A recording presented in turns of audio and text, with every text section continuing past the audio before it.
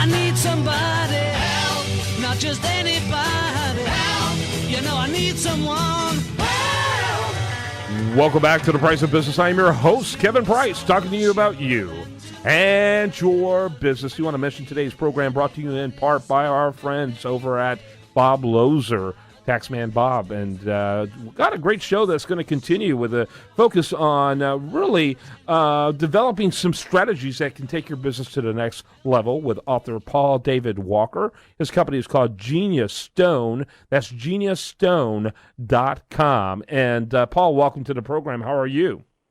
Well, good. I'm great. How are you? You having a great day? As usual, yeah. Hey, talk a little bit about your new book. We're excited about this. Well, you know, I've been coaching CEOs of Fortune 500 mid-sized companies for 30 years, and I have several books. And this one, I decided to interview 20 self-made CEOs that are operating now to find out their secrets for inventing their future, the future of their business. That's where the book came from. Very good. Talk a little bit about the, give us a kind of a panoramic overview of the CEOs. Are they, and their industries and the size of their businesses, enterprise level, mid-market. Talk a little bit about that. Yeah. Well, I have CEOs from the restaurant industry, one who started high-end restaurants, rated number 45 by the LA Times Food Critic. You know, he has 3 very good restaurants that are sought after. The other one is the CEO of California Pizza Kitchen, who built Texas Roadhouse from 2 restaurants to 400 and then bought California Pizza Kitchens, turning it around. And the CEO from Edwards Life Science, who invented the ability to replace a heart valve without opening up the chest.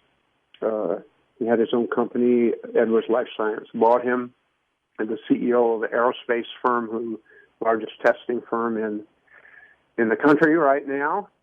The CEO of a company that invents products. The CEO of a female CEO who was CEO of a large retail firm. The diversity of different companies out there, pretty vast. Yeah. And as far as size range, it sounds like anywhere from mid-market up to enterprise. Yeah, exactly.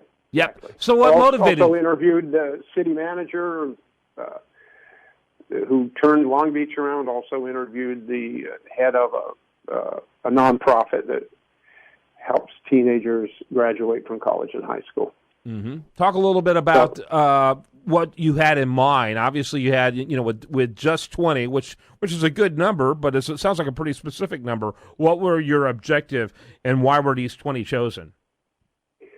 I chose, well, number one, they had to be successful, but basically I was looking for self-made leaders, self-made CEOs, as opposed to silver spoon guys who graduated from Harvard and found their way into a really nice job.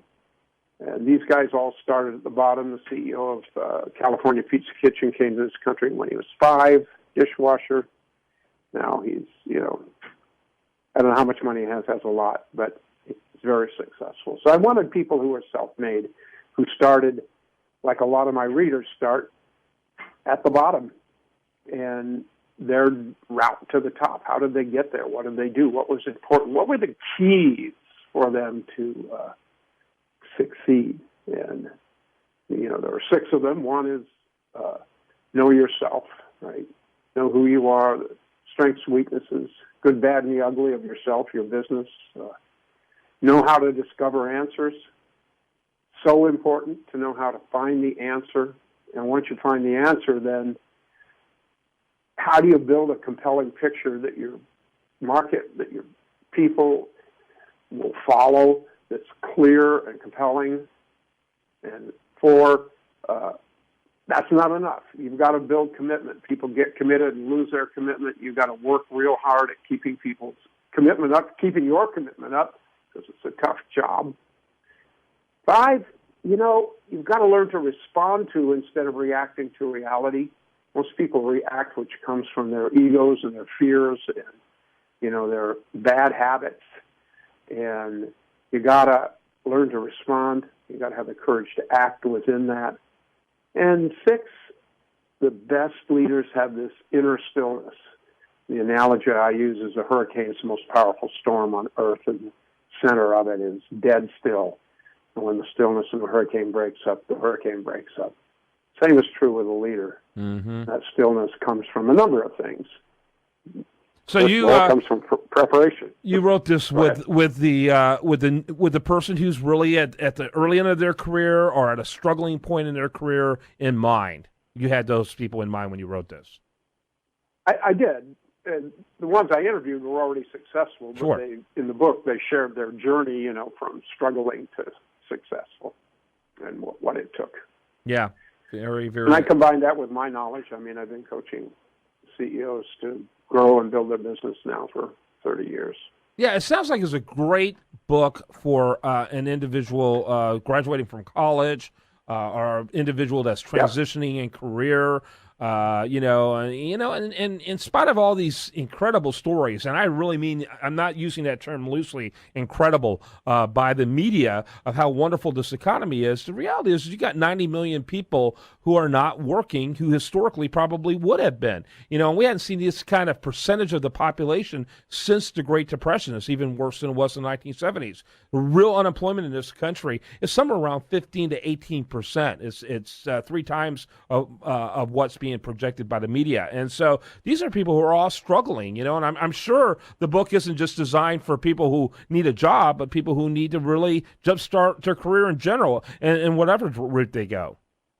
Yeah, and that's one of the motivations that I had in writing the book. If you don't invent your future in today's economy, nobody will. You have to take accountability for inventing your future. You can't wait for a good job to show up. And I think it's going to get worse.